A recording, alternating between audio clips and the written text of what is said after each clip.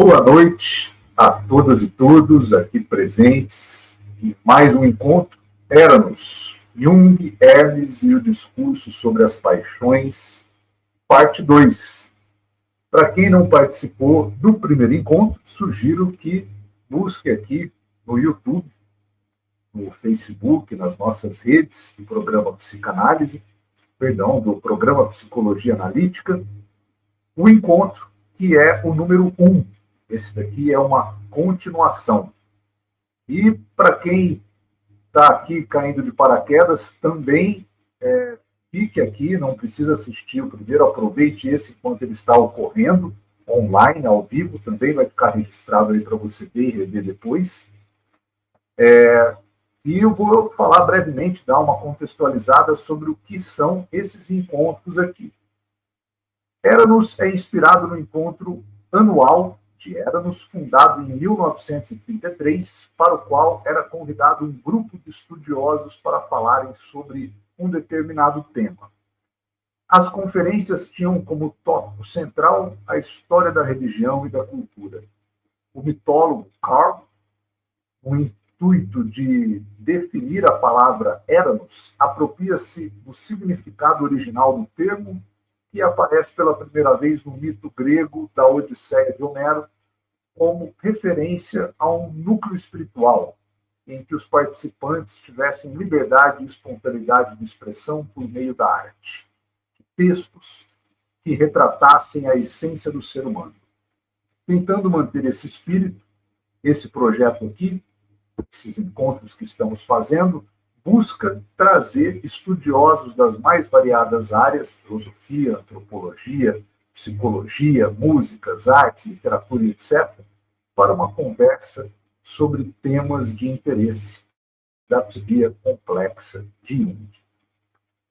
Para esse encontro, na verdade, para a série desses encontros, nós temos aqui na coordenação o professor Alcimar, que é professor, analista, graduado em filosofia, pós-graduado em psicologia complexa junguiana, analista junguiano e supervisor clínico.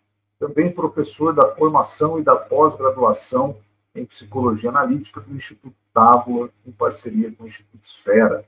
Também é cofundador e professor do APEIRON, Núcleo de Estudos Avançados da Alma, em psicologia analítica.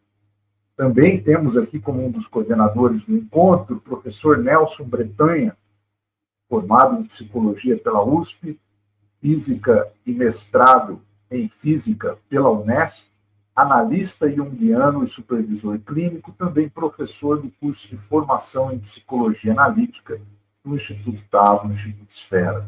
Cofundador, juntamente com o professor Alcimar, e professor do APEIRON, Núcleo de Estudos Avançados da Alma, em Psicologia Analítica. E nosso convidado especial da noite, que vai ser a estrela aqui do encontro, é o professor Vinícius Pimentel, especialista em filosofia, professor de hermetismo da Academia Hebraica, aprendiz maçom e membro da Casa da Lua Negra. Bom, aproveite que você está aqui conosco antes da gente começar. Curta, compartilhe, inscreva-se, comente o vídeo aqui para que ele possa chegar a mais pessoas. Eu tenho certeza que com esse trabalho aí de curtida é uma forma da gente conseguir levar essa mensagem aqui, esses encontros, para mais pessoas. E quem tiver interessado em nos acompanhar nas redes, deixo aí na tela o QR Code do nosso grupo do WhatsApp, onde publicamos ali todas as novidades sobre a psicologia analítica junguiana e temas relacionados no grupo do WhatsApp. Então, você tem acesso a tudo que a gente produz ali ao longo da semana. Vou deixar o link também aqui nos comentários. Boa noite, professores. Tudo bem com vocês? Boa noite. Boa noite. Boa noite. Boa noite. Boa noite, Calil. Boa noite a todos. Boa noite, Vinícius, Alcimar. Boa noite, Nelson, Vinícius. Novamente, a todos aqueles que estão nos acompanhando, deixo com vocês aí a bola da noite. Estarei aqui nos bastidores e um ótimo encontro para todos. Então, bora começar, né? Então, boa noite a todos aí, sejam bem-vindos. É sempre uma alegria participar desses encontros aqui. E com o professor Vinícius, então, a alegria é maior ainda, que a gente vai poder desfrutar um pouco de todo o conhecimento que ele carrega aí. Então, boa noite a todos. Boa noite, Vinícius, Nelson. Fiquem à vontade com as primeiras palavras aí. As primeiras palavras... Eu não acho que eu não tenho as primeiras palavras, não. Só aquela do ET Bilu, né? Busquem conhecimento.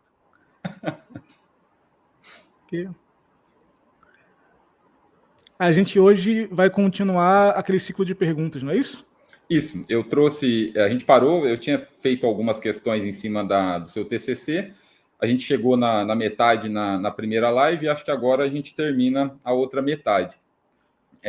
Nelson, quer falar alguma coisa antes? Podemos começar. Para mim, é só agradecer a oportunidade novamente, agradeço ao Vinícius, a todos os presentes, ao professor Elcimar, pelo brilhantismo que será essa noite de domingo.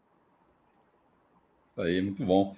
Então, voltando só para a gente lembrar, a gente está falando aqui principalmente do hermetismo, né? Que o foco aqui é poder beber um pouco desse conhecimento do Vinícius.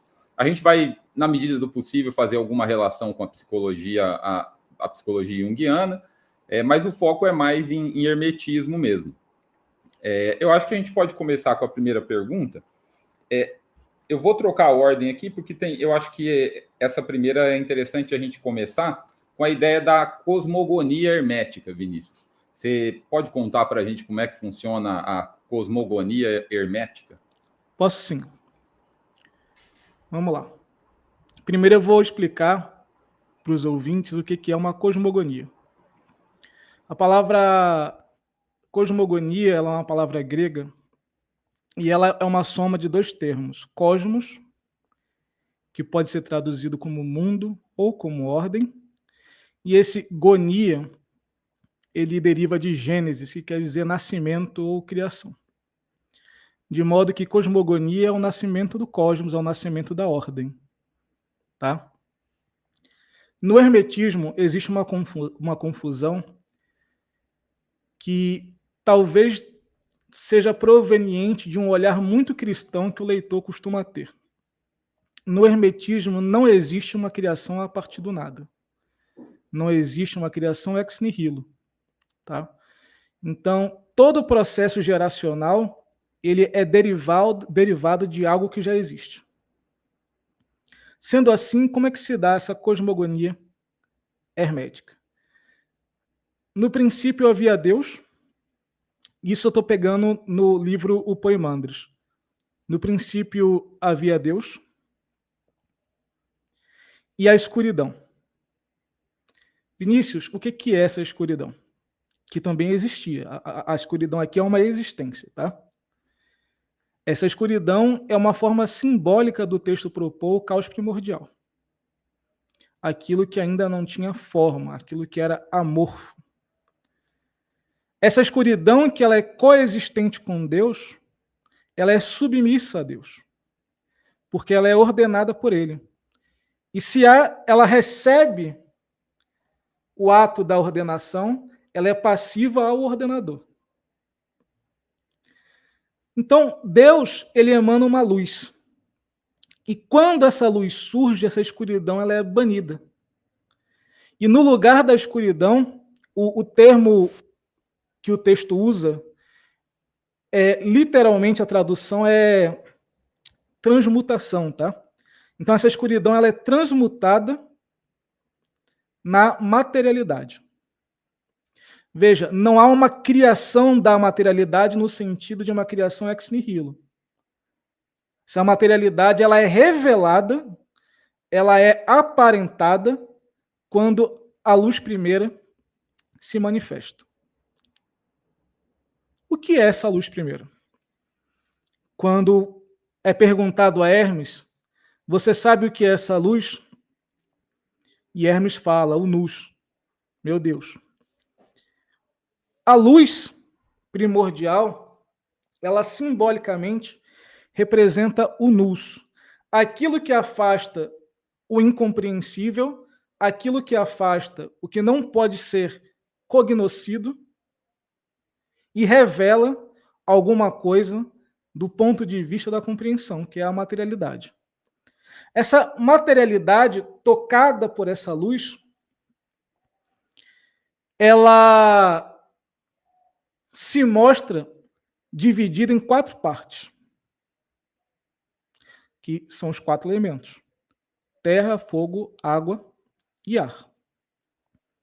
Então, só recapitulando, havia Deus e a escuridão. Deus ilumina essa escuridão, revelando a materialidade, e a materialidade ela é formada dos 4 elementos.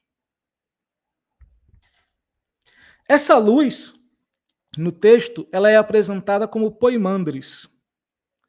E aqui tem uma questão muito importante para se entender. No texto, poimandres, ele é apresentado como uma divindade. Tá? Eu vou pedir que vocês não trabalhem o texto na sua literalidade. Então, entenda a narrativa como simbólica. O nome poimandres, que é a luz que revela a materialidade, é um nome que tem tradução. É um nome próprio, mas que tem tradução. E, ao longo da história, se apresentaram 2 origens para esse nome. Zósimos de Panópolis, lá por volta do século III, século IV, agora eu estou na dúvida, mas eu acho que século IV, ele apresenta um significado para o nome de Poimandres, dando a ele uma origem grega, de modo que Poimandres significaria o pastor dos homens, ou o pastor de homens. Poimen, pastor, Andrés, homens. Então, há uma luz primordial que afasta a escuridão, trazendo a percepção. E essa luz primordial deve guiar, deve pastorear os homens. Lembrando que o trabalho do pastor é sempre um trabalho em benefício do pastoreado. Eu não vou entrar muito na argumentação do porquê. O Platão ele vai fazer isso lá no livro 2 da República. Eu aconselho que vocês leiam. Agora, se eu fosse trazer aqui, seria uma argumentação muito extensa. Mas partam do princípio que o objetivo do pastor é o bem do gado, do pastoreado. Tá bem? E Poimandres é essa luz que revela a possibilidade da compreensão que deve guiar a humanidade. Por volta do século XX, se apresenta uma nova etimologia para o nome de Poimandres. Então, aquela etimologia grega ela dura por um bom tempo, e por volta do século XX, os estudiosos acadêmicos vão dizer, não, a origem não é grega, ela é egípcia. Só que, quando você joga esse nome para tendo origem na língua egípcia, não muda o sentido do nome. Na língua egípcia, Poimandres viria, provavelmente, de Pe-Emen en Re, que seria o Nus Emen, Nus, inteligência ou mente, mas a tradução correta seria Nus, eu vou explicar esse conceito de novo, de Re, de Ra. E quem é Ra na mitologia egípcia? Ra é o pastor de homens. No meu TCC, inclusive, eu trago um trecho de um egiptólogo que ele cita um poema egípcio onde Ra é chamado de o pastor de homens. Então, no vai e vem, se é grego, se é egípcio, no final das contas, Poimandres se torna o pastor de homens. Tá bem? Então, primeiro entendimento. Vem uma luz, afasta a impossibilidade da cognição, revela algo que é compreensível, que é a materialidade. Essa materialidade ela é formada de 4 elementos. E a partir desses 4 elementos, o mundo ele vai ser criado. Então, essa luz primeira, que é Poimandres, também chamada de Nus Deus ou Nus Poimandres, ela gera um segundo Nus, uma segunda inteligência, que é o demiurgo. E aqui eu imploro para os meus ouvintes que não façam a comparação da palavra demiurgo no hermetismo com qualquer outro demiurgo que você já ouviu falar. Tá bem? O demiurgo no hermetismo é algo muito próprio do hermetismo. E esse demiurgo ele vai ter como função existencial demiurgar, né? Que é gerar, é construir, é criar a partir dos 4 elementos da materialidade. As suas ferramentas é o fogo da criação e o sopro, o pneuma. E a metodologia criativa do demiurgo é por meio do logos, do discurso. Então, o que o texto está dizendo sobre a cosmogonia e a criação do mundo? Existe algo que a gente chama de nous, que afasta a impossibilidade de compreensão, trazendo a compreensão sobre a existência. Mas esse algo é pré-logos, é pré-linguagem, é pré-discurso. Ele gera a partir de si uma segunda mente, vamos dizer assim, uma segunda inteligência, um segundo nous, que é o nous demiurgo, que atua por meio do discurso, por meio da linguagem, por meio do pensamento ordinário. E por meio da linguagem, por meio do pensamento dedutivo, o mundo ele vai ser produzido, ele vai ser construído. E aí, os animais, etc. Tem a questão da antropogonia, eu não vou tratar agora, a não ser que seja perguntado, porque eu acho que eu já tratei na aula anterior, no vídeo anterior. E o que a gente aprende nessa perspectiva? Geralmente, quando você pensa o homem nas culturas arcaicas do Ocidente, ele é uma separação entre alma e corpo. Na hermética,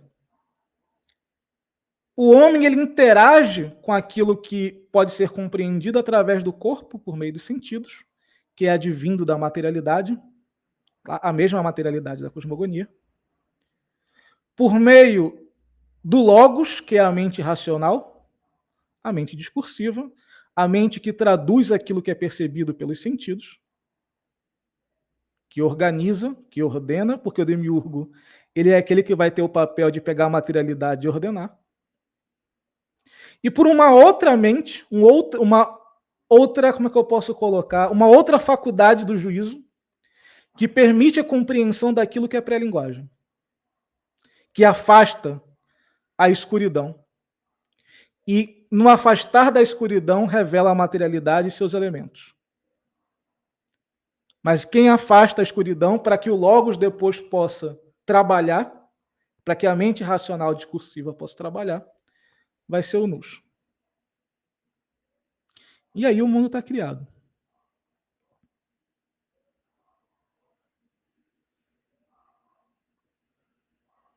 Você está mudo, Alcimar.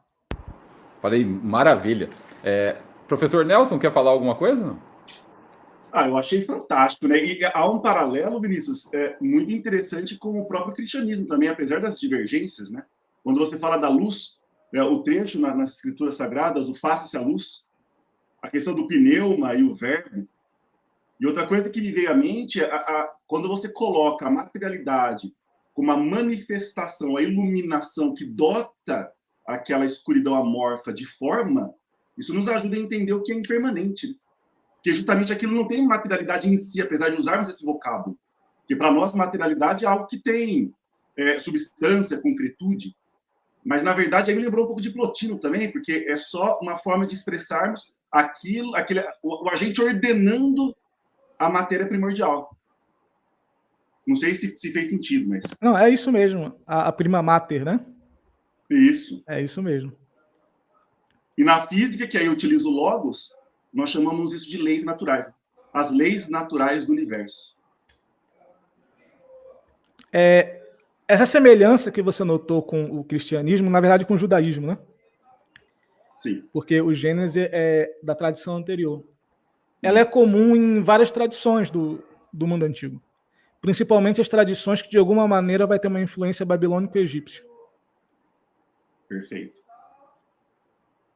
Isso é um traço comum dessas culturas. O verbo, a luz, a mesma simbologia, né? Isso.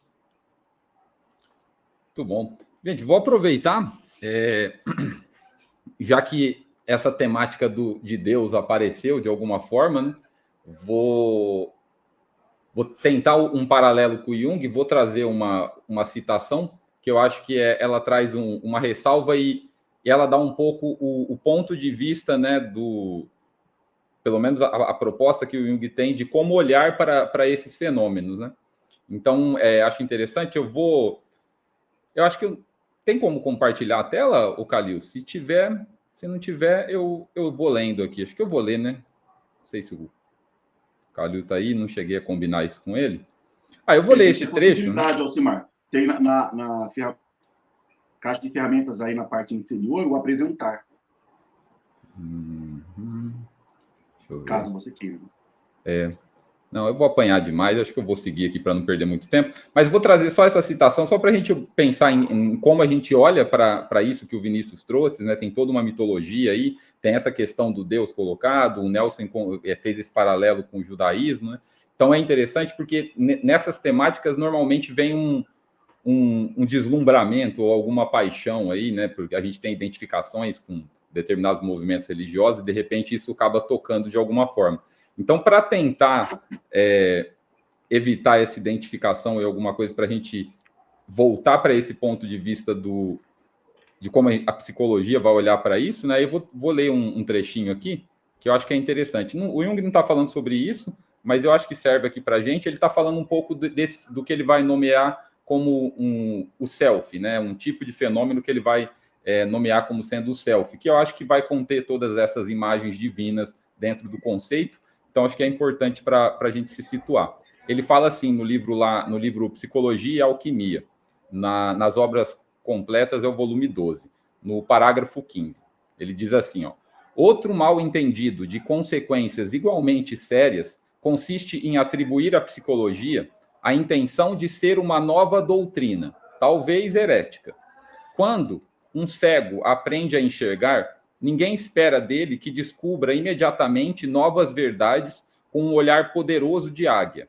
Já é algo promissor que ele veja alguma coisa, podendo compreender até certo ponto o que está vendo.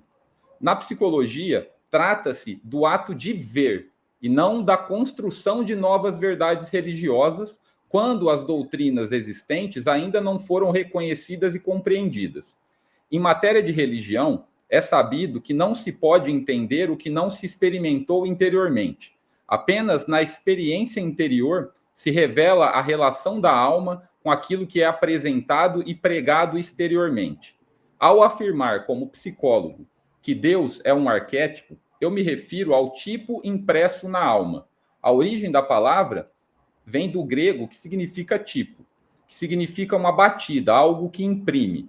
Assim, a própria palavra arquétipo já pressupõe alguma coisa que imprime. A psicologia, enquanto ciência da alma, deve restringir-se ao seu objeto e precaver-se no sentido de não ultrapassar seus limites, fazendo afirmações metafísicas ou não importa que profissão de fé. Se a psicologia pretendesse pressupor um Deus como causa hipotética, estaria reclamando implicitamente a possibilidade de uma prova de Deus. Com isso, ela extrapolaria o seu campo de competência de um modo absolutamente inadmissível. Ciência só pode ser ciência. Não há profissões de fé científicas, nem contradições nos termos. Ignoramos, em última instância, de onde se origina o arquétipo, da mesma forma que ignoramos a origem da alma.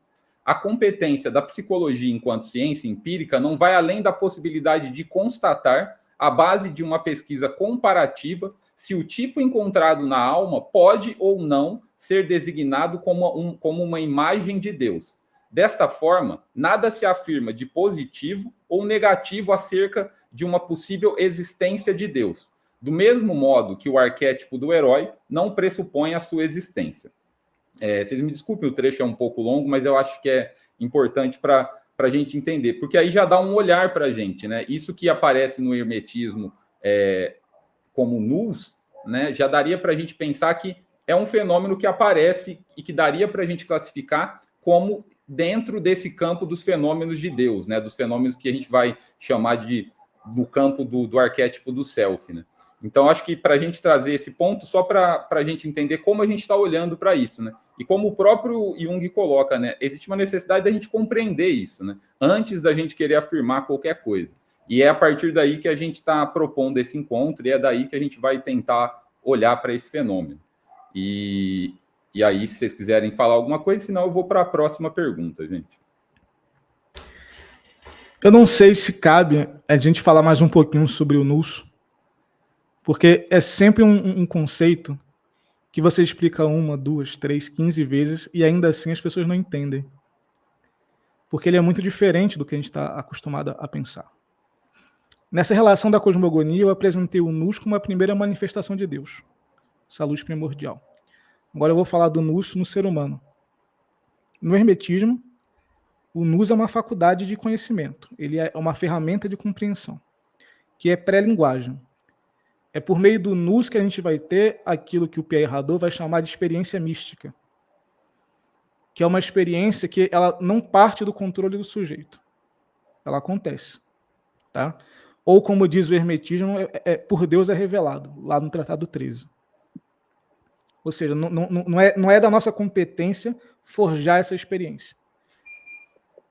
Essa experiência, uma vez que ela é vivida, e ela é uma experiência, segundo a hermética, interior, mas apesar de interior, ela é real, ela é até mais real que as experiências externas, na perspectiva hermética. Ela vai ser compreendida, depois ela vai ser traduzida pelo logos, pelo discurso, que a gente vai entrar na questão da linguagem. Mas é somente por meio do nous, na perspectiva hermética, que é possível para mim ter conhecimento metafísico. Sem o nous, eu não tenho conhecimento de Deus, de eternidade, de imortalidade.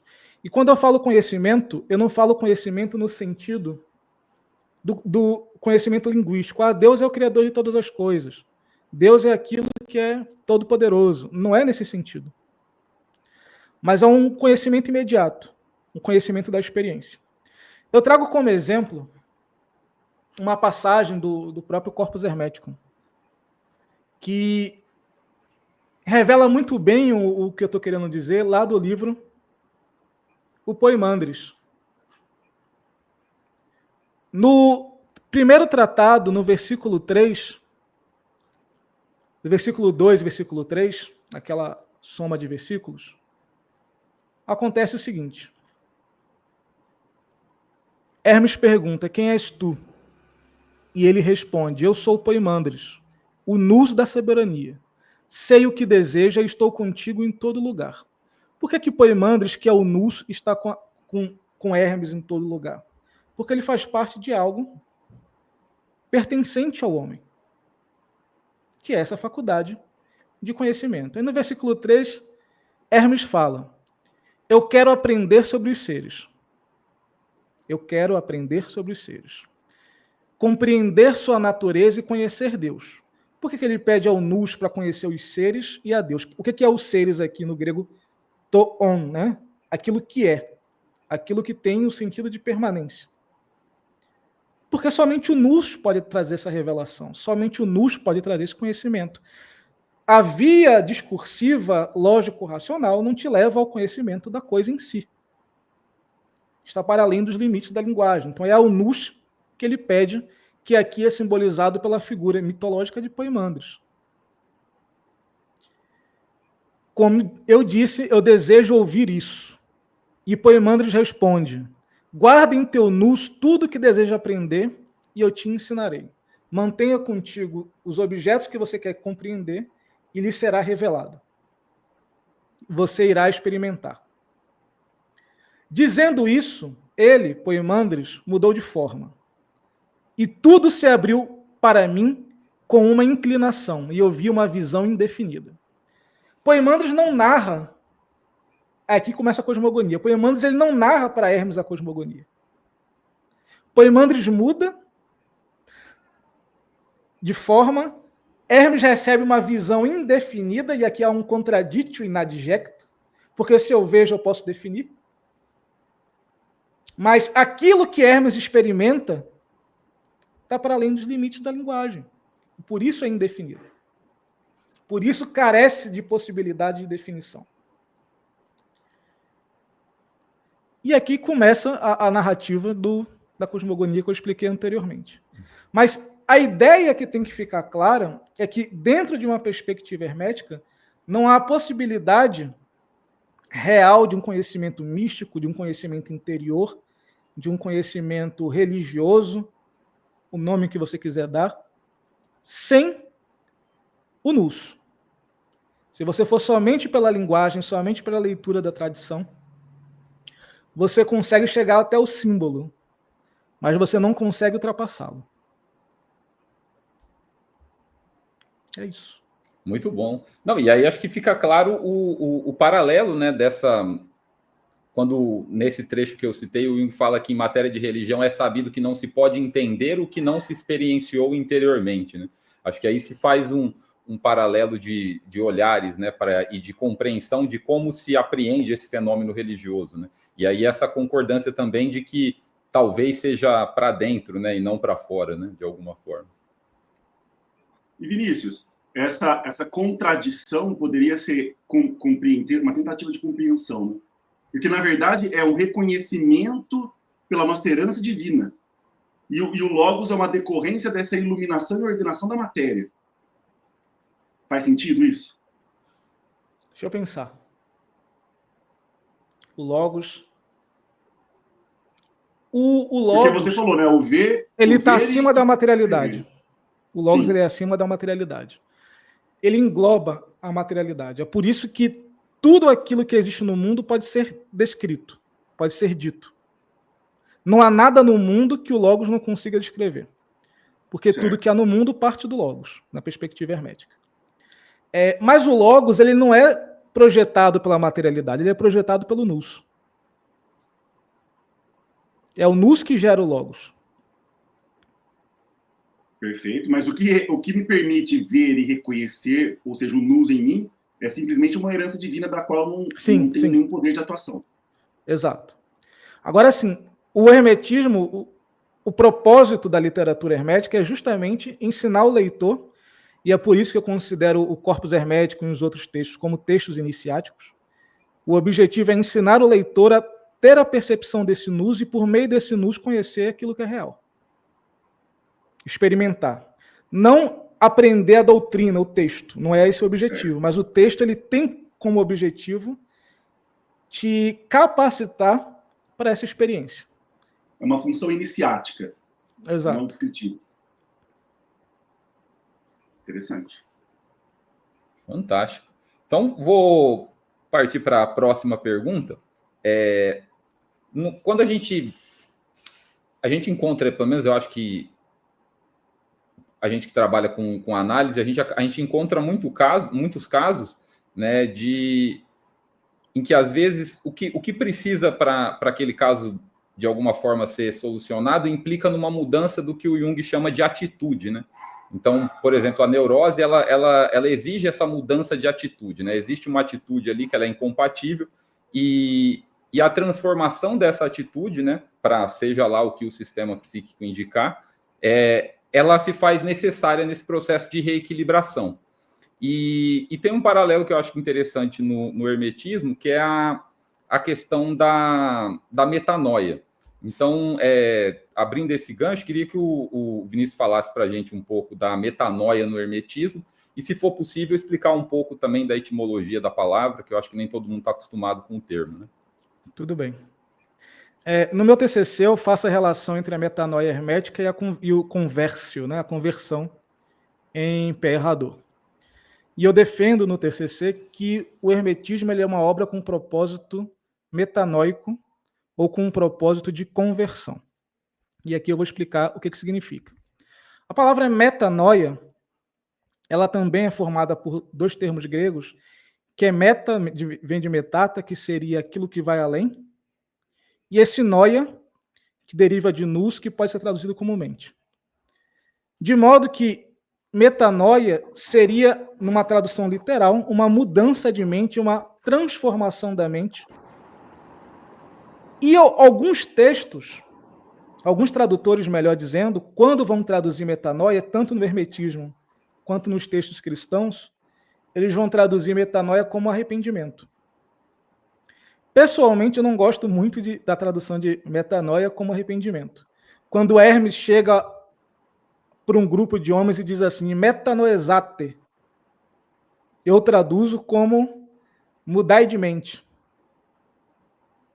Mas, geralmente, os tradutores traduzem como arrependei-vos. Não que esteja errado, porque o que é o arrependimento? É a compreensão do erro para voltar atrás e não errar novamente. Então, há uma mudança interna do sujeito no arrependimento. Mas a metanoia ela não trabalha com uma noção de culpa. E, às vezes, a palavra arrependimento pode trazer ao leitor um sentimento de uma relação de culpa naquela questão. Quando Hermes fala para os homens metanoesate, mudai de mente, ele roga para que os homens parem, deixem de acreditar que a realidade é aquilo que eles recebem pelos sentidos e que a finalidade humana é a satisfação do corpo, para que eles possam vir a compreender que aquilo que o homem é realmente é anterior ao corpo, anterior à experiência dos sentidos, anterior às experiências sociais. E essa coisa que é anterior ao corpo, aos sentidos e à experiência social, e por experiência social aqui eu entendo também o nome do indivíduo, sua profissão. Essa coisa que é anterior é que deve ser buscada. Essa coisa que é anterior é que pode trazer ao homem a felicidade verdadeira, né? A eudaimonia. E essa mudança de mente, a metanoia, ela é o propósito último da hermética. Porque a experiência mística buscada na hermética, ela não se finda na própria experiência. Ou seja, eu não vou ter uma experiência mística divina simplesmente para ter uma experiência mística divina. Eu não vou ter um eureka filosófico, se a gente for pela via da filosofia, simplesmente pela eureka filosófica. A metanoia é a transformação, a mudança do modo de ser, a mudança do modo de pensar, a mudança do modo de ver o mundo. E o propósito da filosofia / doutrina hermética, em última instância, é causar uma metanoia, um renascimento do sujeito. A morte de um indivíduo anterior, que percebe a si mesmo pela via da ilusão, para o nascimento de um novo indivíduo com uma nova perspectiva que compreende a si mesmo pela via daquilo que é imutável, daquilo que é real. Consegui responder? Explicar? Foi ótimo. E é interessante porque na sua fala me deu a entender, e você me corrige se eu tiver entendido errado, mas de alguma forma, então, não basta que a experiência mística aconteça, né? Ela implica que aquela experiência te transforme. E não só te transforme, mas que de alguma forma você comece a repetidamente reiterar esse descobrimento e essa maneira de olhar o mundo em cada dia da sua vida. É por aí mesmo, não? É por aí, e essa transformação ela sempre é direcionada pela felicidade. Isso é um ponto que não pode ser esquecido. Porque o que vai diferenciar a experiência mística, a experiência noética, de um... Eu esqueci qual é o termo que ele usa no grego, mas que seria algo como alucinação. Vai ser a metanoia. Porque o objetivo de uma vida espiritual na hermética não é a experiência do sobrenatural, do simbólico somente, mas é a transformação para melhor, no sentido da felicidade, que deve advir disso. Se não há essa transformação, a experiência ela não é noética. Muito bom. Isso me lembrou muito que tem uma frase que o Jung diz, né? Que ele diz que a vida ela precisa ser reconquistada sempre e de novo, né? E isso é engraçado porque às vezes se tem muito a ideia no senso comum de que uma transformação acontecida, você não precisa mais fazer nada sobre ela, né? E acho que aqui a gente percebe esse paralelo apontando para esse mesmo lugar de que não basta, né? Ah, pronto, mudei. Não, precisa agora da reiteração constante Sim. dessa atitude, né? Dá até para fazer o um paralelo com Aristóteles, né? Quando ele diz que o homem virtuoso não é o que pratica a virtude uma única vez, mas aquele que pratica a virtude como um modo de vida, né? Então ele se torna o virtuoso, né? Achei bem interessante esse paralelo. Inclusive, você trouxe isso e me recordou do tratado número 13, quando Hermes orienta o filho para que o filho sofra a experiência noética, sofra a palingenesia, o renascimento. E quando o filho de Hermes, né, Tati, sofre essa experiência, ele começa a questionar algumas coisas a partir da nova percepção que ele tem. E quando ele começa, nesses questionamentos, fugir muito da experiência e bate para o discurso, como é que eu posso dizer? A especulação, e erra, Hermes fala, não cometa essa impiedade, pois ela cegará novamente o olho do teu nuço, que agora está aberto e poderá ser cegado novamente. O que isso implica? Que a experiência transformadora ela deve acompanhar uma permanência no modo de vida que produz, que permite a produção dessa experiência. Porque se você volta ao modo de vida antigo, você pode novamente adoecer, você pode novamente voltar para as ilusões. O olho do nu será cegado, usando o termo aqui do tratado número 13. Eu lembrei de uma relação também com a parte mais pragmática da psicologia complexa, né? Quando Jung nos convida a abandonar qualquer conceito, quando a realidade, o fenômeno, nos mostra que a ação sobre o sujeito foi inócua. Então, não sabemos o caminho pelo qual a gente vai alcançar a eudaimonia, deve ser único, irrepetível, mas o reconhecimento da minha aproximação desse estado de eudaimonia me permite concluir que eu estou no caminho. E é muita experimentação, por isso que a vivência, pela experimentação, pela tentativa, pelo erro, ela precisa ser consolidada para que eu me aproprie dela. Isso.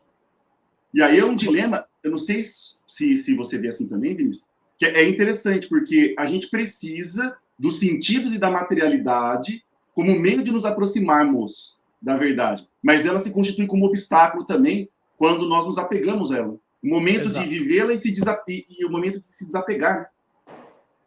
Isso é interessante, isso é importante. No Asclepios Latino, é um outro texto do Hermetismo, inclusive, quem estiver tendo dificuldade com o Corpus Hermeticum, pega o Asclepio Latino. Talvez ele seja mais fácil, embora ele seja posterior. Hermes, ele está dando um discurso, e nesse discurso ele mostra que a queda do homem não é a corporeidade. Ou seja, o fato do homem ter um corpo não é por si uma queda. A queda do homem se dá quando o homem se identifica com esse corpo. Quando ele passa a compreender que o real é tudo aquilo que é advindo da experiência corpórea. Aí ocorre a queda e o sofrimento. Mas o mundo em si, a natureza em si, o corpo em si, eles não são maus, no sentido de serem um problema. Até porque o Corpus fala que Deus fez o mundo e que o mundo era belo. Ou seja, o mundo ele é um ornamento de Deus e o homem, está no Asclepio Latino, é um ornamento do mundo. E para que o homem orne o mundo, é necessário que o homem tenha corpo. Então, o corpo ele não é um problema. O problema é o mau uso que nós fazemos dele. O corpo, como diz Platão no 1 Alcebiades, o corpo é uma ferramenta. Só que a gente tem tido o hábito de confundir a ferramenta com aquele que usa a ferramenta. Mas o corpo ele é somente uma ferramenta. E aí é interessante que aí há uma divergência com a forma atual que se vê o cristianismo. Né? Não sei se com a mensagem original, mas pelo menos a forma atual de um conflito constante com o corpo. Né? O corpo como a via para o pecado. O mundo como mal. O mundo como mal. Aí sim. No hermetismo não é o caso. É sempre a responsabilidade é sempre do homem. E eu acho isso maravilhoso. E aqui eu não estou falando de culpa. Eu não estou falando de culpa, estou falando de responsabilidade. Eu sou responsável pela vida que eu levo, eu sou responsável pelo modo como eu enxergo o mundo, eu sou responsável pelo modo como eu interajo com o mundo, interajo com vocês. Eu sou responsável pela minha felicidade, pelo meu sofrimento. Essa é sempre a perspectiva hermética. Puxar o indivíduo para a consciência da responsabilidade. No Tratado 4, ele tem uma frase que eu gosto muito, que é a seguinte, estou aqui citando de cabeça. Tudo que Deus poderia nos dar e fazer por nós já foi feito. Mas o que depende de nós que não nos falte. E o que depende de nós? A vida. O viver. Nossa, isso é bastante interessante. Porque, inclusive, Jung cita também como mais relevante o processo, aí o Alcimar pode me ajudar também, né, a lembrar, mas é a consciência moral, e ele diz até espiritual do analista. Esse aspecto da função ética, que é a responsabilização. Né? Ser capaz de responsabilizar-se é o núcleo da função ética do sujeito. E até no próprio processo terapêutico, né? Vou empurrar o responsabilizar-se para o tomar consciência, que eu acho que o responsabilizar é diferente, porque exige um outro movimento ainda, mas basicamente o ponto de partida, né, da proposta terapêutica é essa tomada de consciência. Né? Em primeiro momento você descobre, né, que algo existe, e aí em segundo momento vem essa decisão, tá, agora a gente descobriu tal situação, tal coisa aconteceu com você, e antes a pessoa começa num lugar onde a culpa está sempre no outro, né? Ah, mas eu sou assim por causa disso, eu sou assim por causa do meu pai, por causa da minha mãe, porque não sei o quê. E depois quando esse conteúdo ele retorna, né? A pessoa, então, peraí, tá. Então a culpa não é, agora a culpa não está no outro, né? Já sei aonde eu estou, tomei consciência disso. Aí o segundo passo, às vezes o mais doloroso, mas é o que você vai fazer com isso agora, né? Porque já que você descobriu, já que você tomou consciência, já que você percebeu o que o mundo, o que o seu processo de criação fez com você, importa agora o que você faz com isso, né? Você está falando, eu estou anotando para poder pegar o comentário e não esquecer. Isso que você falou é muito interessante, Lá no Tratado 13, de novo, eu vou nesse Tratado 13 o tempo inteiro. É fantástico. Porque ele é o tratado mais iniciático da hermética depois do primeiro tratado.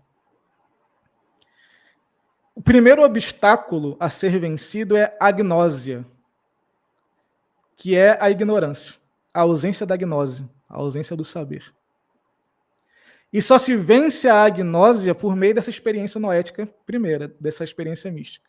Que ela vai trazer a você, nessa mudança de mente, nessa mudança de perspectiva, que é uma experiência interna, que isso fique muito claro, a percepção da questão, a percepção dos vícios. Os vícios, eles só se apresentam quando a agnósia, quando a ignorância se evade.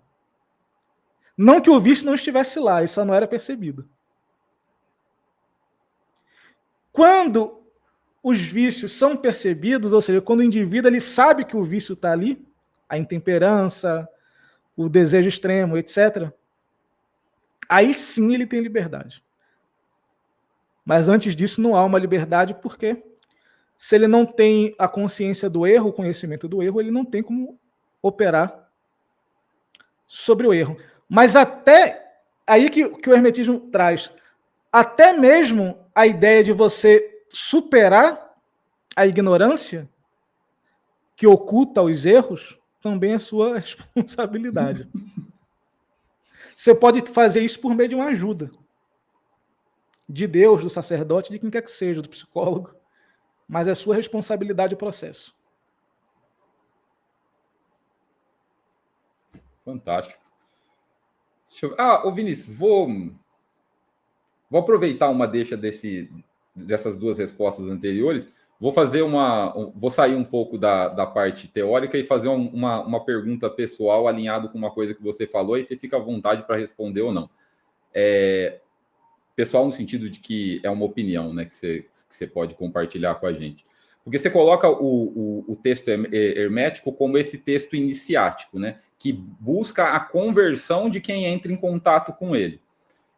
Você como professor e dando aula de hermetismo, então você está expondo muitas pessoas a esse texto. Você acha que hoje em dia ele ainda tem um caráter iniciático, ele ainda causa esse efeito de conversão, ou você acha que a gente não tem mais linguagem para se aproximar disso? Veja, a nossa experiência com o texto jamais será a experiência de um contemporâneo do texto. Isso tem que ficar muito claro. E principalmente de um contemporâneo do texto que lê o texto na língua original. Eu não vou entrar aqui no debate qual língua é essa. Tá? Porque tem uma discussão se é grega, se é egípcia, eu não quero entrar nesse debate. Mas o problema é o seguinte. Mesmo com essas limitações, o que eu observo, o que eu experimento, tanto na observação do outro, como na observação do meu passado, da minha vida, do modo como eu opero no mundo, é que o texto ele se mantém firme no seu propósito. Ele se mantém. Mesmo nas traduções ruins, e aqui não me cabe citar as editoras, mas mesmo nas traduções ruins, o texto ele se mantém firme no seu propósito. O que eu quero dizer com isso?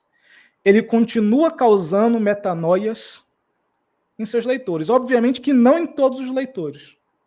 Porque nem todos os leitores conseguem fazer o movimento do pensar diferente. Nem todos os leitores conseguem fazer o movimento de aceitar a experiência que o texto está propondo. Porque o Corpus Hermético, para quem leu com atenção, ele é um texto propositivo. Ele não é um texto que fica elaborando teorias. Ele não é um texto que fica elaborando aleatoriedades do pensamento. Ele é um texto prático, propositivo. Se você consegue entender isso e experimentar o texto, ele acaba, em algum momento, causando em você uma mudança de postura, uma mudança de percepção e até mesmo uma experiência interna muito forte. Eu já passei por essa transformação em alguns casos da minha vida, ou seja, em alguns problemas que eu tinha para resolver, não todos, obviamente, e alguns alunos meus já relataram ter sofrido uma experiência similar. Obviamente, repito que não todos, mas alguns alunos sim. Muito interessante, né? Eu fiz essa pergunta pensando mesmo na ideia desse texto como um símbolo, né? E se ele seria um símbolo vivo ou um símbolo morto ainda, ou já um símbolo morto que não sairia nenhum tipo de experiência mais desse lugar. Mas então, pelo que você fala, ele ainda guarda um mistério, né? Ele ainda guarda essa possibilidade ou essa capacidade luminosa, né? De alguma forma colocar o leitor em contato com essa experiência, né? Muito interessante. Nelson, quer comentar alguma coisa? Posso ir para a próxima? Eu só ia fazer uma perguntinha para o Vinícius. Assim, eu percebi, Vinícius, vê se está correta a minha leitura. Existe uma travessia nesse processo para a metanoia, que é uma via dolorosa. E muitas vezes, uma das funções do texto e do grupo é ajudar na sustentação desse sofrimento por parte do indivíduo, né? Então, a poética, a beleza, a inspiração, os exemplos, me parece muito parecido com a parte analítica também, a relação analítica, de auxiliar o outro na sustentação da sua dor. Porque no momento da dor pode haver a fuga, né? E aí a interrupção do processo. Você está correto. Você está corretíssimo. Inclusive, um relato de experiência, o Alcimar conhece esse relato, eu já fechei uma turma inteira. Porque uma turma inteira, todo mundo saiu. Porque quando eu trouxe a passagem da Hermética e a explicação sobre a necessidade de que tomemos responsabilidade sobre o nosso sofrimento. Evasão. Uma senhora que estava na turma, ela explodiu. E eu fiquei incompetente diante da explosão dela, obviamente. E ela, então você está querendo dizer que o sofrimento que eu carrego comigo por causa da experiência da minha mãe narcisista é minha culpa? Eu falei, não estou falando da sua culpa. Não estou aqui para isso. Estou falando sobre a responsabilidade do agora. Sua mãe te causou sofrimento, ela é narcisista, tudo bem. Você sofreu muito, isso de alguma maneira fez com que você viva como você vive hoje. Mas agora que você sabe disso, o que você vai fazer em relação a isso? Aí ela explodiu de novo. E voltou, como se não tivesse havido, a partir da minha pergunta, uma reflexão. ela volta ao princípio. Porque eu sofro, porque minha mãe... Repete a narrativa, né? É como se fosse uma engrenagem que não consegue rodar. Isso. E nisso, a turma se identificou com o sofrimento dessa senhora. Nossa. E eu, sinceramente, eu fiquei tão estupefato que eu também não fiz nenhum movimento de puxar de volta. Aí eu preferi deixar o pessoal se libertar do seu sofrimento interno, sugeri que procurassem ajuda terapêutica, o que aparentemente foi ofensivo para alguns. Nossa. E aí a turma fechou. Uau! Interessantíssimo. Quando eu falo para as pessoas que é necessário que nós procuremos ajuda terapêutica, as pessoas, por algum motivo, encaram isso como uma ofensa.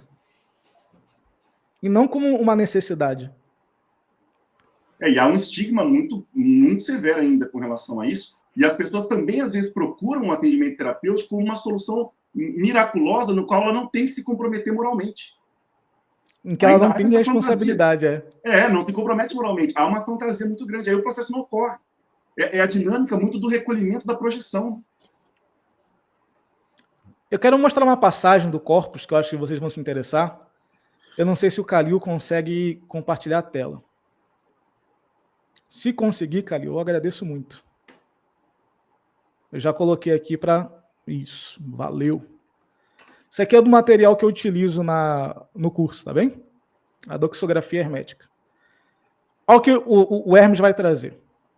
Para todas as almas sobre as quais o Nu se coloca como supervisor, ou seja, as almas que são supervisionadas por essa faculdade, por esse Nus, ele brilha com sua própria luz, se opondo, fazendo oposição às concepções prévias. Aquilo que você concebia antes do Nus como verdadeiro. Então, a relação do Nus, quando você passa a ter a experiência espiritual, é de se opor àquilo que você costumava viver e acreditar. Assim como o bom médico causa dor ao corpo afetado por uma doença, queimando ou cortando a ideia do sofrimento nesse processo de melhoria, nesse processo de cura. E a ideia do médico aqui, ele apresenta o aspecto terapêutico do Nus. A experiência noética, a experiência mística, ela tem obrigatoriamente a função de ser terapêutica. Senão ela não é uma experiência mística, ela é qualquer outra coisa. Então, como um médico causador ao corpo afetado por uma doença, queimando ou cortando. Do mesmo modo, o Nus causador à alma, removendo-a do prazer corpóreo, do qual provém toda a doença da alma. E a maior doença da alma é a impiedade. O que seria essa impiedade? Um modo de vida distante do modo correto de vida, do bom viver. Tá? Distante do divino, distante da espiritualidade. Seguida da opinião falsa, a ignorância, né? A doxa, como está no grego. A opinião falsa, a má compreensão é adoecedora, as quais todos os males seguem e nenhum bem. Aproveitem vocês aí que estão nessa onda de adorar fake news, a opinião falsa das quais todos os males seguem e nenhum bem. Portanto, o Nus, ao se opor à alma, preserva o bem da alma, assim como o médico preserva a saúde para o corpo. Aí, na explicação embaixo já começa. O Nus atua como um terapeuta da alma.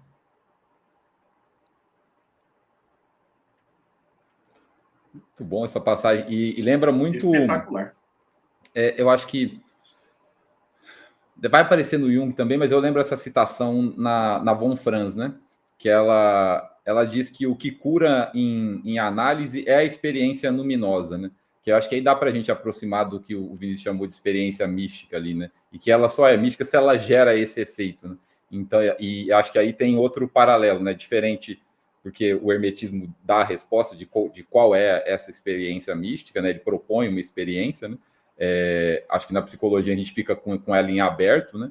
Mas esse valor, né? Esse valor curativo e esse valor que a experiência luminosa, né? O contato com essa experiência, o quanto isso pode transformar e reequilibrar esse sistema psíquico, né? Acho que aí outro paralelo possível, né? Cada um, né, com as devidas diferenciações, mas um paralelo muito, muito interessante também na minha visão. Aí.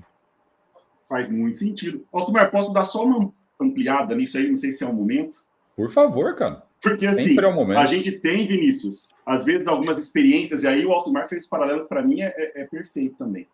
A experiência luminosa como esse ponto de transição para uma metanoia dentro da psicologia complexa. Isso, muitas vezes, pode acontecer por meio do sonho.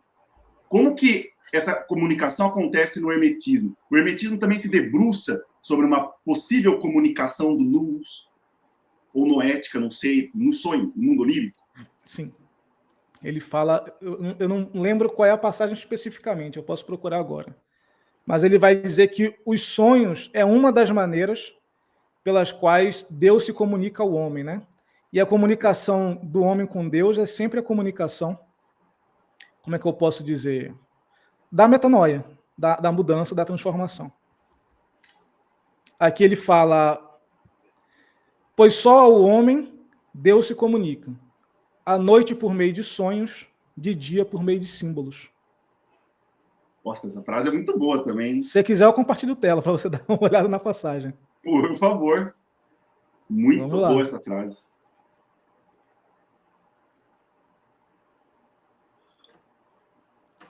O bom de lembrar as palavras-chave do texto é que você dá um Ctrl+S e você já cai na passagem certa. Exatamente. Versículo 19, olha o que ele fala. Portanto, todo ser vivo é imortal por si mesmo, mas, mais do que todos, o homem, que é também receptivo a Deus e unido a Deus em comunhão. Pois somente a este ser vivo, aqui em referência ao homem, Deus se comunica, à noite por meio de sonhos, de dia por meio de símbolos, através de todas as coisas. O homem noético, na perspectiva hermética, ele é capaz de apreender os símbolos da comunicação divina em todas as coisas, sem exceção. E aqui ele vai dar alguns exemplos que, na antiguidade, são exemplos oraculares, o voo dos pássaros e etc.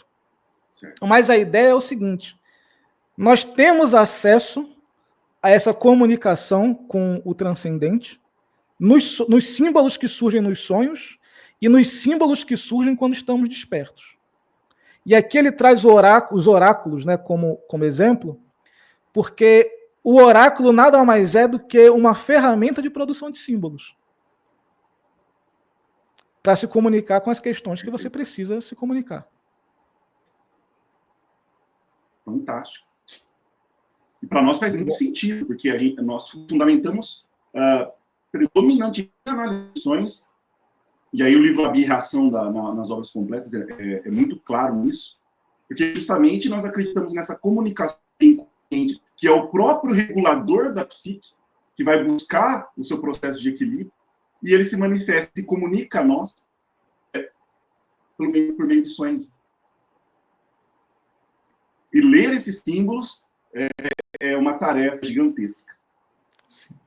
Na hermética, essa possibilidade da compreensão do símbolo, ela cabe ao iniciado. Não é qualquer pessoa que teve um sonho e, de repente, ela sabe o que o sonho significa, como ler esse sonho. Tem que ser o iniciado. Tá? Que no caso da hermética, esse iniciado é o oraculista. No caso do sonho, é o aniromante. No caso dos símbolos, vão ser outras formas de oraculista. Porque os antigos tinham alguém só para poder interpretar sonho. Como? É uma preparação para ser um oraculista. É uma preparação. Sim. Você não nasce oraculista na perspectiva dos antigos. Você pode até nascer, de alguma maneira, apto a essa comunicação com o alto. Mas ser oraculista demanda que você seja um iniciado, um preparado, e ainda assim pertença a uma casta específica, né? Pegando o contexto político da época. Interessante. É interessante até de fazer um paralelo, né, com a própria maneira como a gente lida com os sonhos, né, no Jung, assim. Porque é a mesma coisa, de alguma forma a gente precisa de uma iniciação, né, a gente precisa entender esse método, a maneira como ele produz a interpretação e a proposta dele de interpretação de sonho, e é a partir daí, é com a utilização desse método que talvez se Deus ajudar, seja possível que a gente entenda alguma coisa do sonho, né? Então, acho que tem aí também um paralelo, né? Porque se não se cai muito na ideia, e acho que hoje em dia isso está mais perigoso ainda, né? Na ideia de que qualquer um pode interpretar o sonho, ou o sonho pode ser interpretado de qualquer maneira, né? Tá, pode ser, tudo bem, tem aí as revistas, na minha época era a Tititi que fazia isso, cada um, né, assume a responsabilidade por isso. Mas pelo menos dentro da proposta da psicologia analítica, não é assim que se procede, né? Existe toda uma maneira, um método a ser utilizado, né? Todo um passo a passo ali, as maneiras de fazendo as amplificações, os paralelos, né? O sonho está sempre ligado ao sonhador, então tem toda uma maneira de atuar que a gente precisa, de alguma forma, ser iniciado nela, né? E ser não só a iniciação, mas também o treinamento constante disso, né? Para que a gente fique cada vez com mais chance de conseguir entender o que o sonho passa aí, né? Acho que tem um paralelo interessante. E colocar isso assim para até acho que hoje em dia surgiu muito essa ideia de jogar sonho para a inteligência artificial interpretar, né? E aí a gente tem um risco, ou não, né? Não sei, acho que o tempo vai dizer, mas eu ainda olho com um pouco de preconceito para isso, pela necessidade do método e pela necessidade de um outro ser humano que, pela interação com o sonhador, também colabora nesse processo, né? É um trabalho feito a quatro mãos aí no setting analítico, né, de alguma forma. E me lembrou muito isso, essa iniciação, como essa iniciação também do analista, né? Essa necessidade, né, de domínio do método.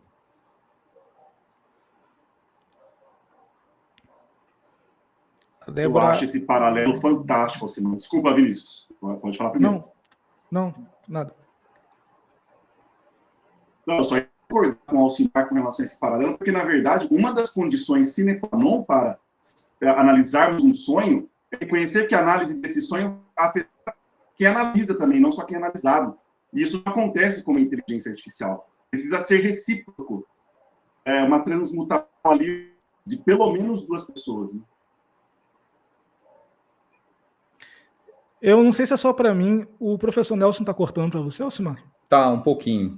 Às vezes dá uma picotadinha. Alcimar, consegui. Ficou claro? Não sei se... É porque para mim cortou bastante. Eu, pelo menos, eu não consegui ouvir. E agora? O som melhorou? Não é o som. Eu acho que é a internet. A internet está oscilando. Aí está picotando a sua fala. Você falou alguma coisa sobre a relação entre o sonho do que sonha e o terapeuta, que é uma relação de mão dupla, e não somente... Isso. Eu não sei se meu som voltou, a internet estabilizou. Voltou. Melhorou. O Alcimar fez um comentário interessante com relação a esse paralelo, que para Jung, o fundamental, além do método da leitura, é o analista assumir um compromisso moral de também ser analisado e transmutado na sua relação com o seu paciente. Então, quando a gente analisa um sonho, esse sonho não diz respeito só ao analisado, mas também a quem analisa. E isso não tem como acontecer com uma inteligência artificial. E é interessante até que o Nelson falando me lembrou esse outro paralelo também, né, da necessidade do analista passar pelo processo analítico, né, enquanto analisando, né, também. Que para mim dá a ideia de uma iniciação, né? Primeiro você passa você por essa experiência analítica, né? Vai lá você analisar seu sonho, seu inconsciente, né? E aí depois, se iniciado, né? Aí vem a questão, e aí a necessidade de que se mantenha esse processo mesmo, né? Achei interessante, me lembrou esse outro paralelo aí. Faz sentido. E não é iniciação só por um formalismo burocrático de formação, uma iniciação que o inconsciente tem que autorizar também. E aí essa é a parte difícil, né? Essa não dá para garantir. Não dá para ter um certificado. Essa não dá. Gente, vou para a próxima pergunta aqui, ó. Tem algumas que eu acho que o Vinícius já respondeu. Eu ia perguntar sobre a questão da palingenesia, mas acho que ele já falou ali. A próxima no texto, Vinícius, você cita um termo, né, que chama cráter, né? E esse cráter ocuparia um papel fundamental dentro da via hermética. Você pode explicar um pouco o que é esse termo cráter, o que isso significa e como isso aparece dentro dessa via hermética? Posso sim. Posso até mostrar o que é um cráter. Cráter é um vaso grego, né? Mas eu vou explicar o símbolo dele. O que ele se pretende na hermética. Deixa eu compartilhar a tela de novo, para o pessoal conseguir ver.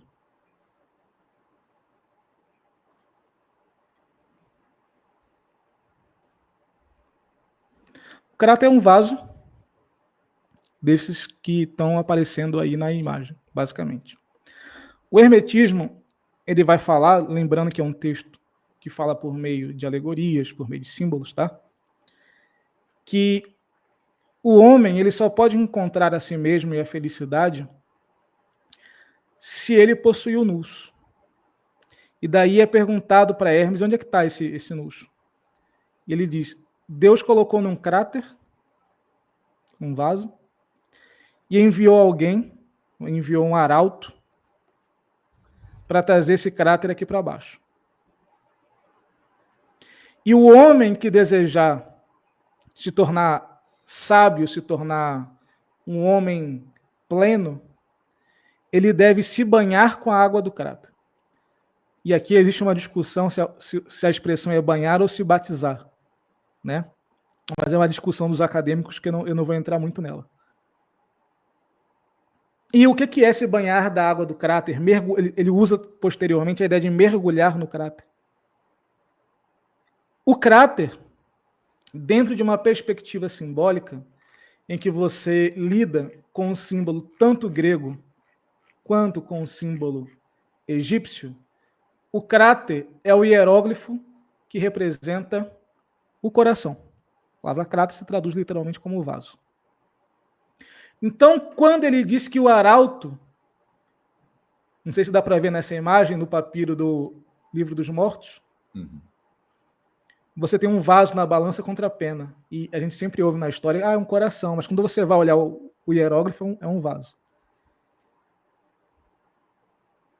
Deixa eu só recuperar o raciocínio. Lembrei.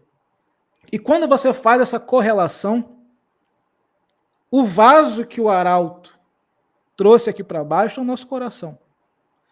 E o nous está dentro do vaso. Então, o que seria, então, essa busca pela plenitude? Um mergulho dentro de si. Um mergulho dentro do próprio coração. Agora, vamos explicar melhor o que é o coração. Expliquei que o vaso representa o coração. Agora, vamos explicar o que representa o coração, né? Porque é um símbolo que leva para outro símbolo. O coração, na perspectiva arcaica, era o lar da alma. A alma, ela habita no coração.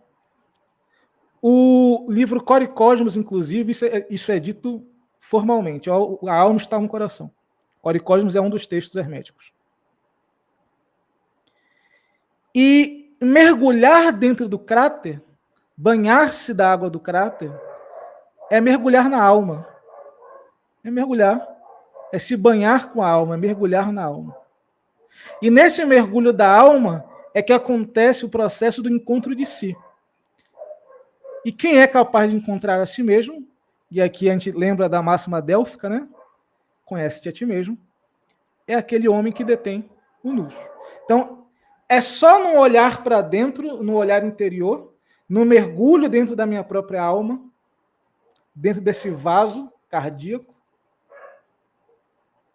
é que a gente alcança o nous. Não sei se ficou clara a minha explicação. Muito boa, cara. Interessante essa ideia de banhar-se na alma, né? Porque aí eu não posso perder a chance de trazer essa lembrança mesmo do processo analítico, né? Onde, de alguma forma, a gente se propõe a estudar a alma, né? E dentro do processo terapêutico, a realmente, de alguma forma, também fazer esse mergulho na própria alma, né? Conduzir ou auxiliar ou acompanhar a pessoa nesse mergulho na própria alma, né? Como essa possibilidade de transformação e essa possibilidade terapêutica, né? Que outro paralelo bem interessante, assim. E é pura poesia, né? É lindíssimo. Porque aí você pega... Eu lembrei muito do Santo Graal, gosto muito do mito do Rei Arthur, então me lembrou muito essa busca do Santo Graal, como também uma busca desse vaso, né, desse recipiente para conter o líquido sagrado, né? No caso aí, a referência à alma. E também no sufismo, tem o poeta Rumi, ele traz muito essa imagem de, falando do amor divino, como a gente não cria esse amor. A gente tem que esculpir o coração na forma de um cálice que se torna digno de receber esse amor que vai ser derramado por generosidade divina. Eu vi um paralelo poético aí, eu achei fantástico. Nossa, bonito mesmo, né? Bora para a próxima, Vinícius. Ó, deixa eu ver, essa aqui se respondeu.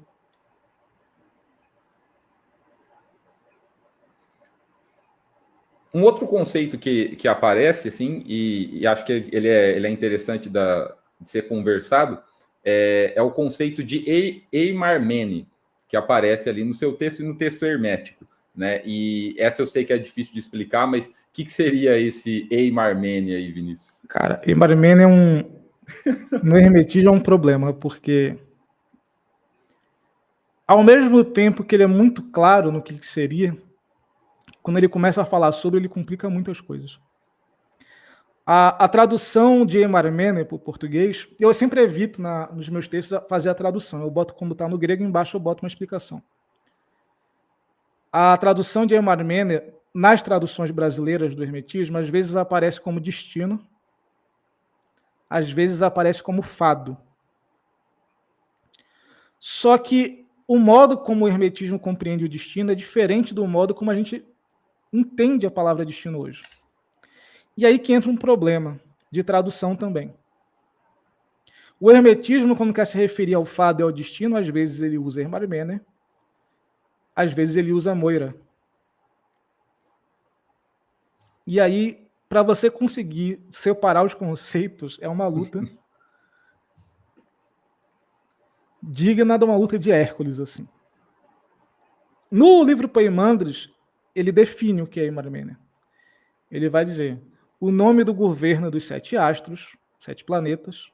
O hermetismo ele é uma doutrina astrológica. Se chama eimarmene. E o que os 7 astros governam? Eles, basicamente, eles regem o funcionamento da natureza. Ele rege o funcionamento daquilo que é corpóreo. Então, quando o hermetismo ele vai dizer que o homem é sujeito a eimarmene, eu vou trazer essa passagem é muito boa também. Quando o hermetismo diz que o homem é sujeito a eimarmene, ele está dizendo que, enquanto vivemos aqui no mundo corpóreo, estamos sujeitos àquilo que o corpo se sujeita. A fome, frio, a morte. Mas aí em seguida ele diz, mas o nous é grande. E por meio dele é possível superar até mesmo eimarmene. Eu vou ver se eu consigo achar essa passagem. Se eu não conseguir, eu peço desculpas, mas deixa eu ver se eu consigo encontrar.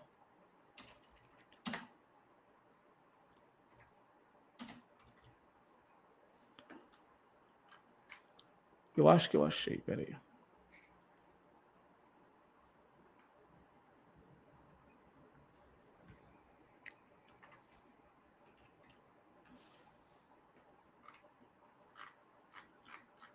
Deixa eu ver.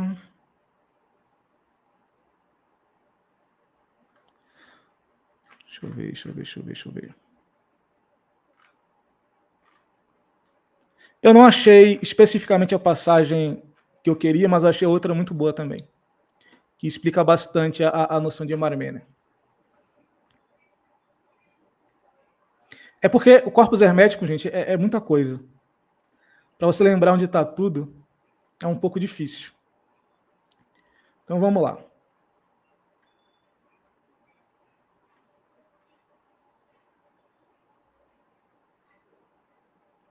O presente argumento não trata sobre a maldade e eimarmene. Em outras ocasiões falamos sobre essas coisas. Ele diz isso, mas ele mente. Ele vai falar sobre isso. Tá? Mas agora o nosso argumento é sobre o nous. O que é o nous e o que é capaz de fazer e como ele se distingue. sendo de um tipo nos homens, mas alterado nos viventes irracionais. Vivente irracional são os animais. Tá?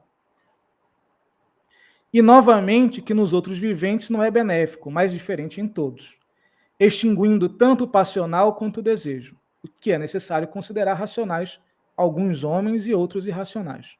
Os homens racionais são aqueles que são orientados pelo nous, e os irracionais são aqueles que são orientados pelas suas compulsões, pelos seus vícios, por aquilo que lhe é mais corpóreo. Aí aqui eu grifo, mas todos os homens estão sujeitos a Eimarmene, a geração e a mudança. Pois a origem e a finalidade das coisas é Eimarmene. Tudo que a corporeidade é submissa, você, enquanto corpóreo, também vai estar submisso.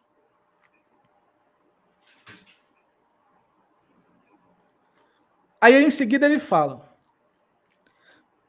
Isso aqui é uma pergunta de Tati para Hermes. Todos os homens sofrem aquilo que lhe é destinado aqui no grego, eimarmena, tá? Mas os racionais, daqueles que dissemos que o nous governa, então quem é o homem racional é o que é governado pelo nous. Não sofrem da mesma maneira que os outros, mas estando livres da maldade, embora não sejam maus, ainda assim sofrem.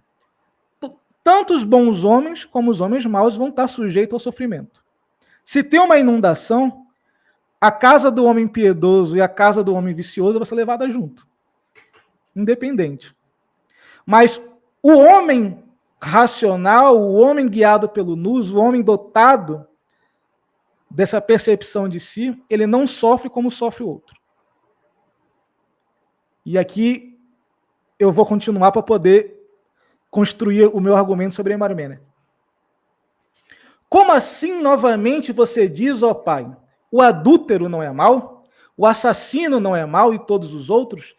Como assim eu, que sou bondoso, vou sofrer como um adúltero, como um assassino? Pergunta Tati. Ao que Hermes responde. Mas o racional, lembrando que o racional é aquele guiado pelo nous, ó filho, não sofrerá como adúltero, mas como se tivesse cometido adultério. Nem como assassino, mas como se fosse assassino. E é impossível escapar à qualidade da mudança, assim como do nascimento, qualidade da mudança à morte. O assassino morrerá. Eu que não assassinei, morrerei também. Sofrerei como sofre o assassino, como sofre o adúltero, no sentido de ser afetado pelas circunstâncias externas.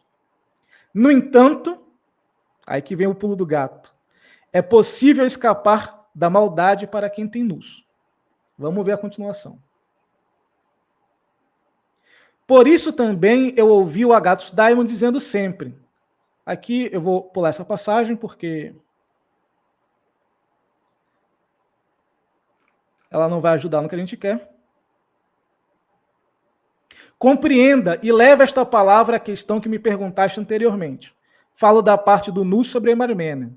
Pois se removeres com precisão os argumentos erísticos, né, aqueles argumentos que não levam para lugar nenhum, problemáticos, meu filho, descobrirás que verdadeiramente o nous prevalece sobre todas as coisas. A alma de Deus, tanto sobre Eimarmene quanto sobre a lei e todas as outras coisas. Por meio do nous, eu supero o que Eimarmene me impõe, me coloca. E aqui é a parte mais importante. Então, a gente já viu que Eimarmene é o fado, aquilo que acontece no mundo, que é projetado ali pelos governantes, fome, morte, doença, etc. Tanto os fados bons como os ruins, tá, gente? E que esse fado, ele não escolhe a pessoa por ser boa ou má, ele simplesmente acontece. Olha o que ele fala. E nada é impossível para ele. Nem colocar a alma humana acima de Eimarmene, nem negligenciá-la, como acontece, e colocá-la sob Eimarmene. Então, por meio do nous, é possível que você supere Eimarmene, supere aquilo que lhe é destinado.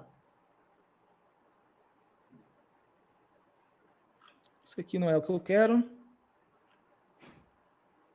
Se eu não achar a passagem aqui específica, eu lembro de cabeça a passagem.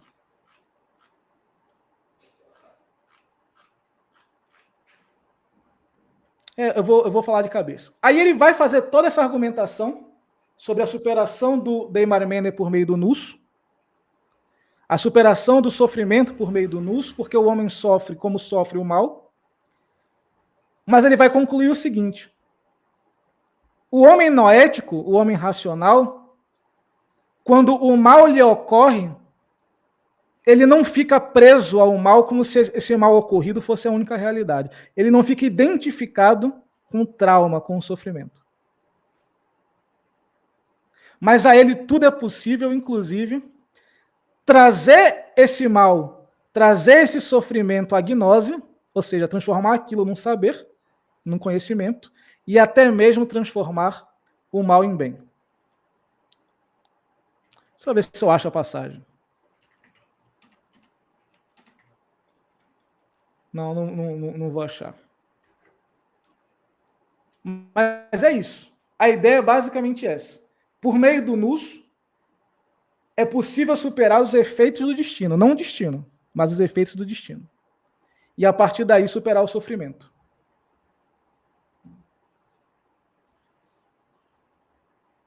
Muito bom. Professor Nelson, quer comentar alguma coisa? Não, eu só estou embevecido com as palavras, achei fantástico. E me ajudou numa leitura pessoal com relação ao cristianismo também. Já me expandiu, eu gostei muito dessa passagem, Vinícius. Muito bom. Sensacional. Vinícius, eu vou... Deixa eu ver aqui que eu tenho.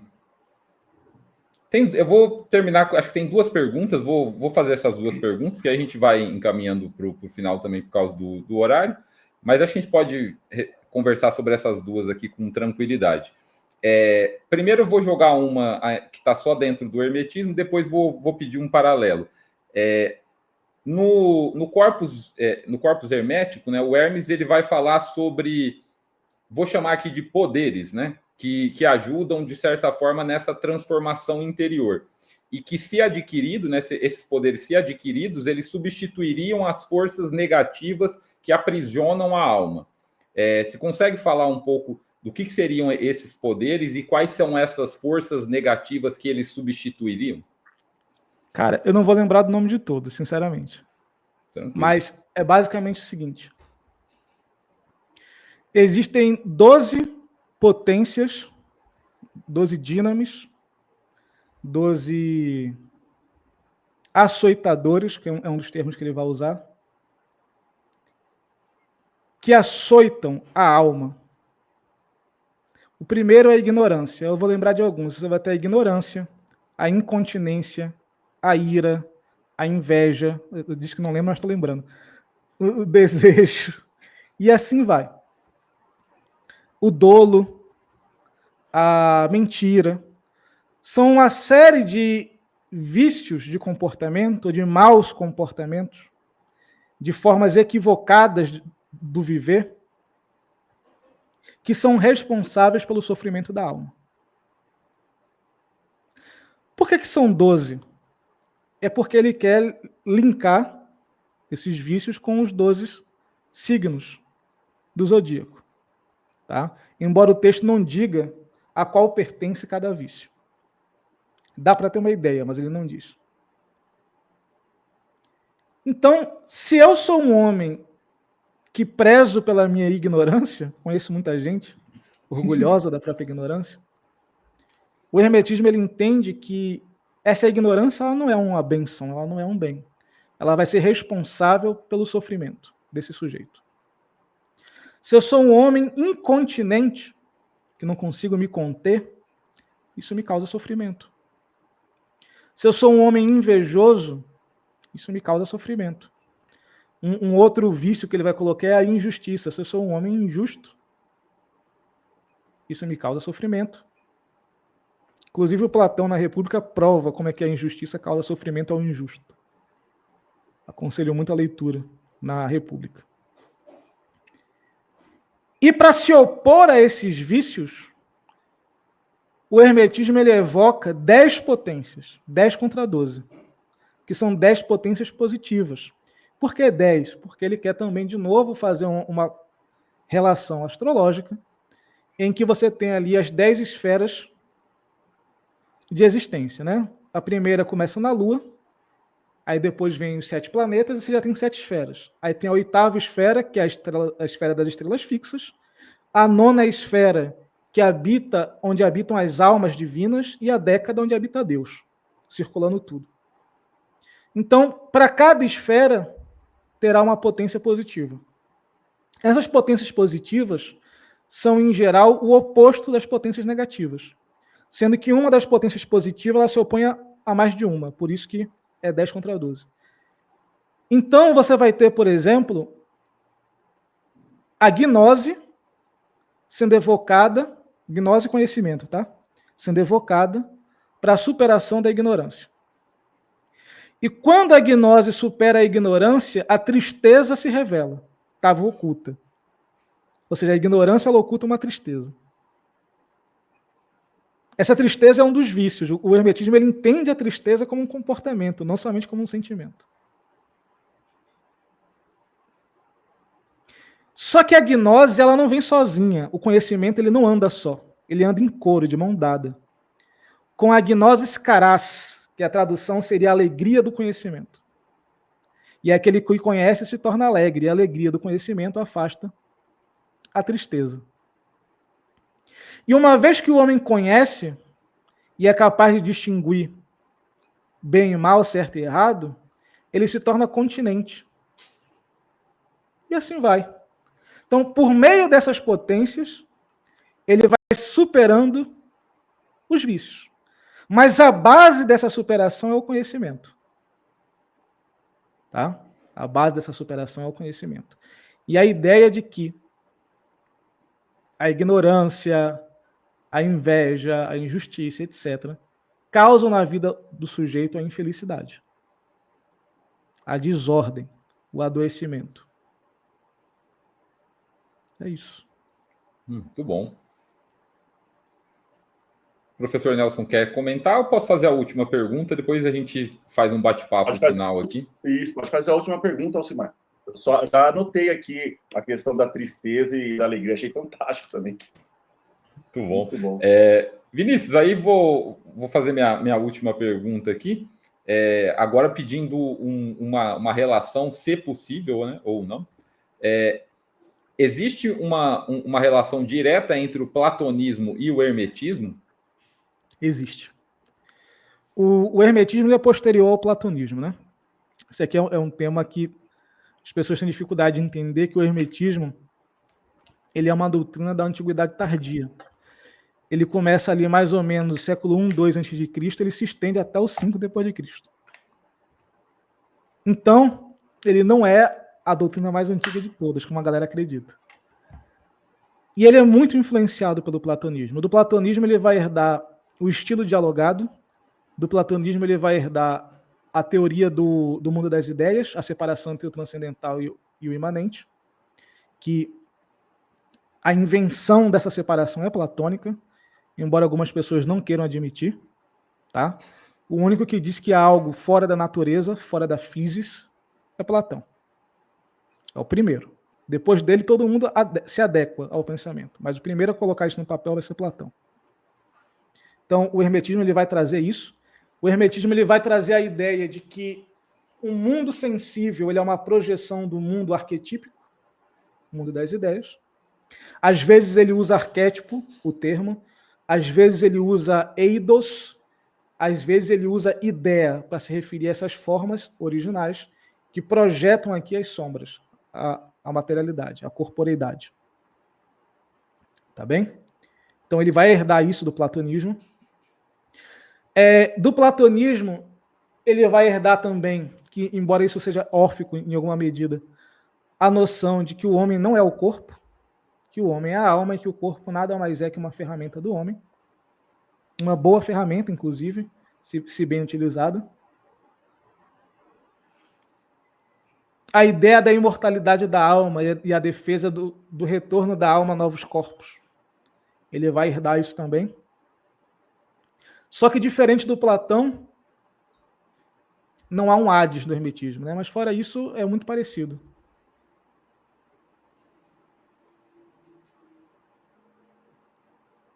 Muito bom.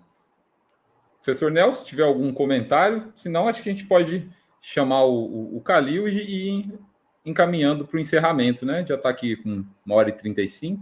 Também acho. Ó, tem uma pergunta aqui, ó. Opa, pergunta, da Rita peraí. Freitas. Isso. Professor Vinícius, né? Perdão. Você lê, Vinícius? Fica à vontade, desculpa.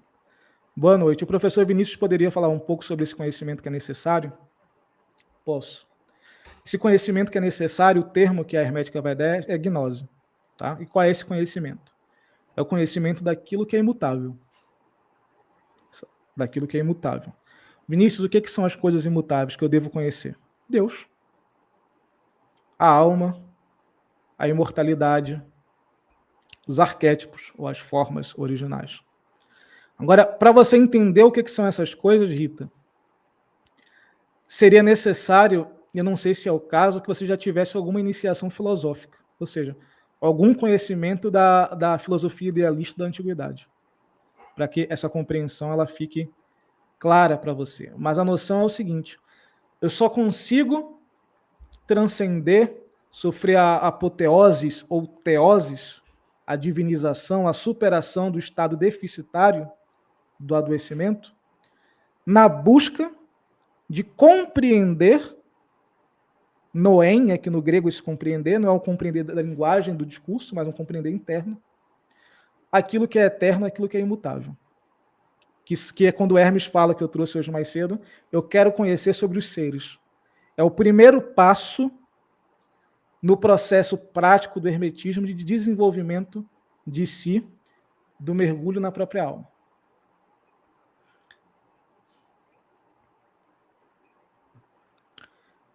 Aqui eu vou entrar, Beatriz, numa polêmica que eu não sei se eu quero entrar. Essas 10 esferas estão relacionadas à Cabala? Não.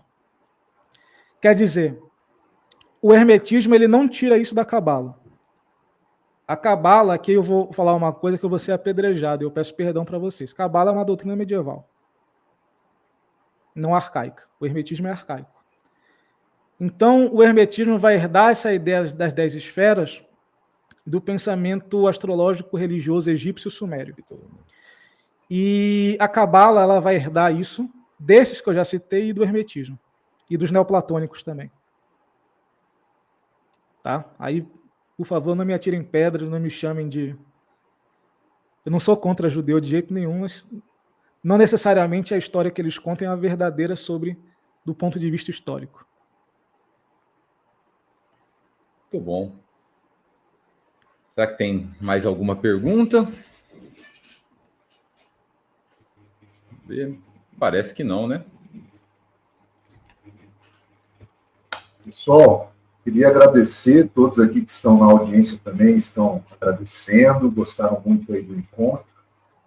E, de fato, foi muito conhecimento aqui compartilhado, praticamente aí 1h30, 1h40, de um bom bate-papo hermético e junguiano. Queria passar antes para a nossa audiência que está assistindo, antes de vocês darem as palavras finais, pedir para que, se você está gostando aqui do encontro, se inscreva no canal, curta, compartilhe, comente, passe para pessoas queridas esse conteúdo. Isso nos incentiva aqui a trazer cada vez mais convidados e produzir cada vez mais conteúdo bacana. Professores, caso vocês queiram compartilhar também as redes de vocês, contatos, fiquem à vontade. Também posso depois colocar junto aqui com a descrição do vídeo para o pessoal acessar. E as palavras finais, se for o caso, marcamos aí um terceiro round do encontro. Muito bom, vou começar com as palavras finais aqui.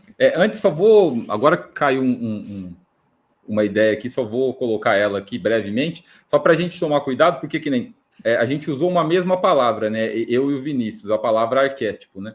Eu usei ela num sentido específico que o Jung usa e o Vinícius usou ela no sentido filosófico ali, né? Então, só para a gente tomar cuidado, porque existe uma diferença de uma coisa para outra. Então, o arquétipo platônico não é o arquétipo junguiano, tem muita coisa, acho que principalmente essa ideia que o Vinícius falou da existência, né, dessa outra realidade, onde as ideias, né, ou os arquétipos estariam. Então, só para a gente tomar cuidado, porque é a mesma palavra, né, ela tem a mesma origem, mas ela não tem o mesmo significado. Então, não vou abrir aqui para explicar arquétipo, é um termo complicadíssimo, o Jung vai evoluindo esse termo, né? Dá para falar numa primeira teoria do arquétipo, numa segunda, então é um negócio que viraria uma palestra aqui, mas só deixando essa diferenciação, né? Que apesar de ser a mesma palavra, ela é utilizada de maneiras diferentes nesses dois lugares. Fora isso, agradeço aí a participação e a oportunidade de trocar essa ideia aqui com o Vinícius e com o Nelson. É sempre uma honra poder desfrutar do conhecimento desses dois aí. Muito obrigado, gente. Eu vou agradecer também ao Calil. Vinícius, vou deixar você por último, você é o mais importante, Vinícius. Você vai fazer o fechamento. Tudo bem. Só quero agradecer também ao Vinícius, ao Alcimar, ao Calil, pela excepcional noite. Foi fantástico, inspirador. E agradecê-lo, Vinícius, porque você contribuiu para a nossa metanoia. Agora, muito obrigado, eu fico muito feliz. Você com a palavra final. Você com a sua palavra final. Fico muito feliz. Quando alguém diz assim, você causou um alvoroço na minha alma, você causou uma transformação em mim, eu fico muito feliz. Muito mesmo. E sou muito grato nesse encontro aqui ao Calil, ao Alcimar, você, Nelson, ao Jung, que se não fosse por ele também a gente não estava aqui conversando, ao Hermes, seja lá quem tenha sido esse Hermes, que também, se não fosse por ele ou eles, nós não estaríamos aqui conversando. E é isso, eu agradeço também a quem assistiu, quem participou. E é isso. É isso aí, pessoal. O conteúdo vai ficar gravado para quem quiser assistir depois. Está nas nossas redes, do programa Psicologia Analítica. Talvez o Vinícius coloque na dele também, né, Vinícius? Você tem intenção de colocar? Compartilhe depois o arquivo contigo, se você quiser compartilhar também. E é isso, pessoal. Um grande abraço a todos, um ótimo início de semana. E assim que tivermos agendado o próximo Eranos, compartilhamos nas redes aí com vocês. Grande abraço.